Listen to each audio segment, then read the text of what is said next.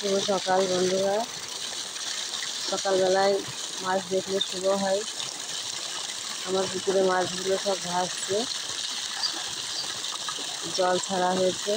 ওরা সবাই জলের কাছে চলে এসছে। দুটো লাল মাছ আছে, আমেরিকান রুই।